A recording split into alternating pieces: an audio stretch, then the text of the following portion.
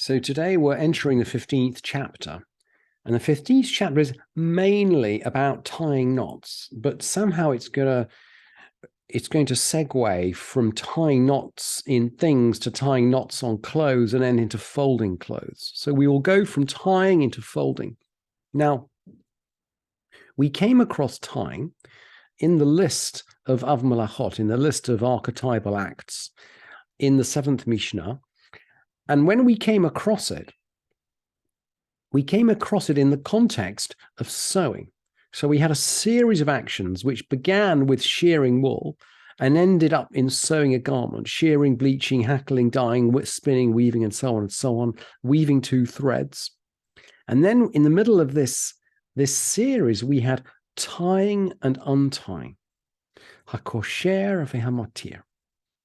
Tying and untying. And they're both acts, the act of tying and the act of releasing, are seen as archetypal acts of creation. And those are the acts that the Mishnah is going to deal with now in the 15th chapter. And interestingly, we've been dealing with hunting and slaughtering and salting. We're just about to get into saving things from a burning building. That's the next chapter. So it seems as if the order in which the Mishnah is addressing these different topics, chapter by chapter, is quite different from the order in which they're presented in the three groups. The baking group starting with sewing, with sowing seed, the making clothes group starting with shearing and ending with sewing stitches, and then the writing group starting with hunting a deer and ending with writing two letters. So they're the seventh in the 7th chapter, these archetypal activities are listed very clearly in a certain order, a very logical order. And it's interesting that the Mishnah is going to bring them in an order which is completely different. Anyway, for better or for worse, we don't really understand this order completely, but this chapter 15, are knots. These are the knots for which a person is liable. Kesher hagamalin v'kesher hasapanim. Knots that belong to camel drivers and knots that belong to sailors. And of course, these are the classic permanent professional knots. And the Mishnah goes on to emphasize, just as we saw back in the original list in the 7th chapter,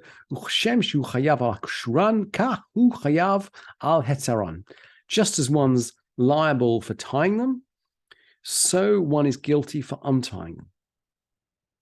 And the Rambam on this Mishnah brings a comment, incredibly important comment, which he a slightly long comment, but I've essentially translated for you the essence of it. Ha'ikar shetismoch alav, the principle that you should rely on. Hu zeh is this. Kol kesher shehu kaima chayavim alav. The principle is that one is liable for any knot which is permanent. So as the Maimonides understands this Mishnah, we're talking about permanent knots here. And Rabbi Meir is going to come with a different view, and the halakha doesn't follow Rabbi Meir, by the way. But Rabbi Meir is going to come, I bring you the Rambam, because Rabbi Meir is going to come with a completely different view. He has a, so to speak, a test, a rule of thumb, if that's not not a wrong way of putting it. Rabbi Meir Omer, he says, Kol kesher shehu yachol lahatiro ba'achat miyadav ein chayavim alav. Rabbi Meir says, we're not liable for a knot which we can untie with one hand. So his definition, if you like, is typological. It's a type of knot. The definition of the Rambam, and that seems to be the primary definition of the Mishnah, is about function. If it's permanent, that means something. And of course, that may be connected to intent.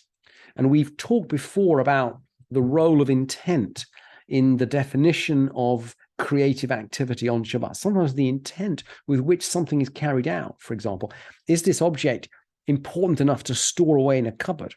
Makes a difference to whether it's carryable on Shabbat or not. Sometimes intent is incredibly important in halachot of Shabbat. Now, the Mishnah is going to go on with different kinds of knots. There are some knots for which one is not liable, as for camel drivers' knots and sailors' knots. And the Gemara, by the way, explains these. There's a whole bunch of knots which are listed in the Gemara. We haven't got time to go into them, for which are still forbidden, but which don't count as heavy-duty permanent knots, and so we're not liable for a sin offering. So there are some knots for which we're not liable. But there are other knots which are permitted lechatrila, which are permitted ab initio, which are permitted from the beginning, so to speak. And it's very interesting. These actually start with feminine knots. Kosheret isha, miftach chaluka. So a woman can tie up the opening of her shirt. I'm using the Sephardic translation, I'm afraid. It says chemise. Vehute savka, the strings of a hairnet. Veshel psikya, and her belt, and the laces minal vesandal, utsuot minal vesandal, the laces of her shoes or sandals. And we might have a nod is a leather water bottle. Venodot yain vashemen, leather bottles of wine or oil.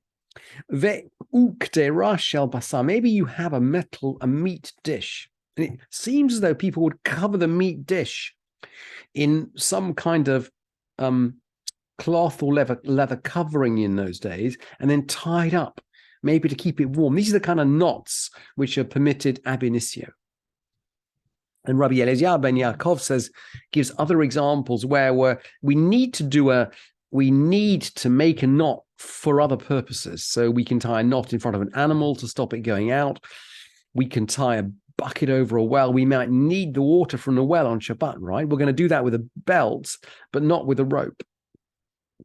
And Rabbi Yehuda then states the general principle.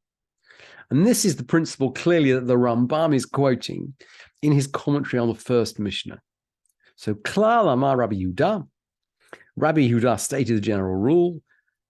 Kol kesher she'eino shel kaima. Any knot that's not permanent, ein chayavin alav. We're not liable for it. So that's the general principle that the Rambam has extracted, and he's put for us in his commentary on the Mishnah before, so that we understand as we're going into these Mishnayot what the general principle is. Now, if we can talk about tying up clothes, can we talk about folding clothes? And the chapter, this chapter, chapter 15, is a very short chapter, closes on folding. Makaplin et hakelim afilu 4-5 פעמים umatzein et hamitot milelei Shabbat laShabbat. Aval lo mishabbat l'motzei Shabbat. We can fold clothing. So you can see we're segueing away from tying up clothing. We're going to fold clothing even 4 or 5 times, and we're going to spread the sheets on the beds on Shabbat for Shabbat. We're going to do it on Shabbat for Shabbat, but not on Shabbat for the day after Shabbat. We're doing this work. We're doing this work for use on Shabbat. And Rabbi Ishmael goes on to say, Rabbi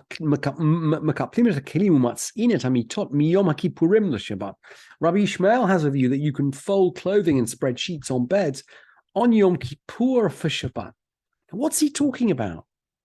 Yom Kippur for Shabbat? Today, Yom Kippur never falls the day before Shabbat.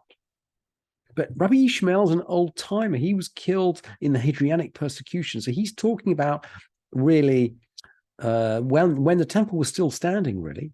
In the time of Rabbi Ishmael, the calendar was a little bit more flexible than it is today. And Yom Kippur sometimes fell on a Friday. So he's saying if Yom Kippur falls on a Friday, if the Kedusha of Yom Kippur is less than that of Shabbat, maybe we can spread the sheets or fold the clothes on Yom Kippur for use on Shabbat the following day. And then the same applies to offerings. So he will go the other way around too. What if Yom Kippur falls on a Sunday, Chelvei Shabbat krevim b'Yom HaKippurim. He would say the fat pieces of the Shabbat offering, if they're not burnt, could be offered on Yom Kippur. So this is Yom Kippur falling on Sunday. Again, today Yom Kippur can't fall on Sunday, but it clearly could in the time of Rabbi Ishmael. The halacha actually goes to Rabbi Akiva. Rabbi Akiva says, Lo shel Shabbat krevim b'Yom HaKippurim, velo shel Yom HaKippurim krevim b'Shabbat. Rabbi Akiva seems to have the view that the kedusha, the holiness of Yom HaKippurim, is equivalent to the holiness of Shabbat, and one doesn't override the other. Those of Shabbat can't be offered on Yom Kippur. Those on Yom Kippur can't be offered on Shabbat.